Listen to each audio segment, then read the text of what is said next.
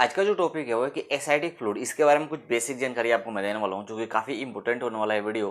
तो वीडियो को लाइक कर देना और चैनल को सब्सक्राइब नहीं किया हो तो अभी तक सब्सक्राइब कर देना, क्योंकि चैनल को फ्री में सब्सक्राइब करना है। चलिए हम बात कर लेते हैं एसिडिक फ्लूइड के बारे में।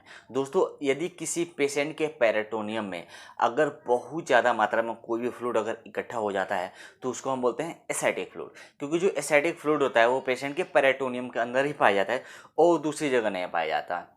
इन कंडीशन में होता यह है कि जो फिजिशियन होते हैं वो पेरिटोनियम से सैंपल निकालते हैं और निकालने के बाद से लेबोरेटरी में भेजते हैं ये चेकअप करने के लिए।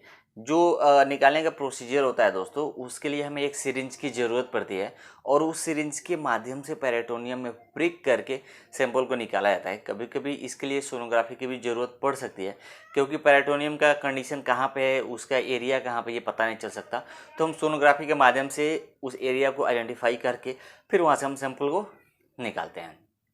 दोस्तों, यह टेस्ट करने के लिए आपको जब भी अगर नीडल अगर प्रिक किया जाता है तो थोड़ा सा दर्द का महसूस हो सकता है। इसको जांच करने के लिए हम 3 तरह से जांच करते हैं। पहला फिजिकल एग्जामिनेशन, दूसरा केमिकल और तीसरा माइक्रोस्कोपी एग्जामिनेशन। तो सबसे पहले हम बात कर लेते हैं कि फिजिकल एग्जामिनेशन में हमें क्या क्या आइडेंटिफाई करना होता है।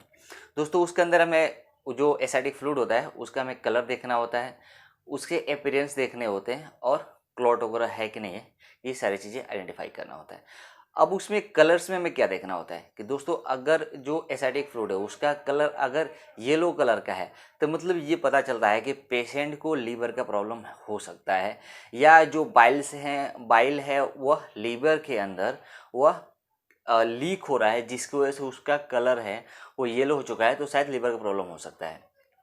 उसके बाद से दोस्तों उसमें अपीयरेंस हमें ये देखना होता है कि अगर अपीयरेंस क्लियर नहीं है, यानी कि टर्बिड है, जो एसिडिक फ्लूइड है वो देखने में हमको टर्बिड लग रहा है, यानी कि थोड़ा सा उसमें डर्टी दिख रहा है, कचड़े टाइप का दिख रहा है, तो ये हो सकता है कि शायद पेशेंट को पेरिटोनियम में इन्फेक्शन होने का खतरा हो सकता है, जिसकी वजह से जो उसका एसिडिक फ्लूइड है वह क्या होता है कि क्लियर हमको देखने को नहीं मिलता है। कलर में दोस्तों हमको ये भी देखना होता है कि अगर जो एसिडिक फ्लूइड है उसका कलर अगर मिल्की वाइट कलर का है तो शायद पेशेंट को लेम्फोटिक एब्स्ट्रक्शन होने का चांसेस बना रहता है, या अगर हल्का सा रेडिश कलर का अगर कलर दिख रहा है तो शायद उसमें ब्लड हो सकता है, तो शायद पेशेंट को मेलेग्नेंसी होने के भी चांसेस बने रहते हैं। तो ये तो सारा हमारा फिजिकल एग्जामिनेशन में होता है। लेकिन केमिकल एग्जामिनेशन में हम कैसे टेस्ट करते हैं, तो उसके लिए दोस्तों हमें उसमें पेशेंट का शुगर देखना होता है, शुगर के बाद से पेशेंट का प्रोटीन देखना होता है और एमाइलेज का टेस्ट किया जाता है। अब इसका मतलब क्या होता है दोस्तों, यानी कि अगर पेशेंट के पेरिटोनियम में अगर इन्फेक्शन है तो आप जो शुगर का टेस्ट कर रहे हो पेशेंट का एसिडिक फ्लूइड से, तो उसका जो शुगर का लेवल होगा वो कम आएगा, लेकिन उसका रेंज कम आएगा शुगर का, अगर पेरिटोनियम में इन्फेक्शन है तो। वहीं पे दोस्तों अगर आप देखोगे अगर पेशेंट को एसाइटिक ट्रांसलेशन अगर हुआ है तो उस कंडीशन में जो उसका प्रोटीन का लेवल होगा वो लो आ सकता है। लेकिन जब पैंक्रियाटिस का अगर प्रॉब्लम है तो वहाँ पे आप एमाइलेज का लेवल देखोगे वो हाई हो जाएगा। यानी कि सब मिला के ये होगा दोस्तों, अगर पेशेंट को पेरिटोनियम में इन्फेक्शन है तो शुगर लो आ सकता है, अगर एसाइटिक ट्रांसलेशन है तो उसका प्रोटीन लो आ सकता है, लेकिन अगर पैंक्रियाटाइटिस में अगर प्रॉब्लम है तो उसका एमाइलेज का जो लेवल होगा वो हाई आ सकता है। अगर ये तीनों वैल्यू अगर नॉर्मल आ रहा है तो मतलब उसको कोई प्रॉब्लम नहीं है, सब ठीक है। लेकिन उसके अलावा भी हमें माइक्रोस्कोपी के अंदर चेक करना होता है कि एक्चुअली में पेशेंट को और कोई बीमारी है कि नहीं है, तो उसमें हमको टीएलसी और डीएलसी देखा जाता है। और डीएलसी में हमें मोस्टली न्यूट्रोफिल देखा जाता है। अगर न्यूट्रोफिल अगर हाई है तो शायद पेशेंट को बैक्टीरियल इन्फेक्शन होने के चांसेस हो सकते हैं।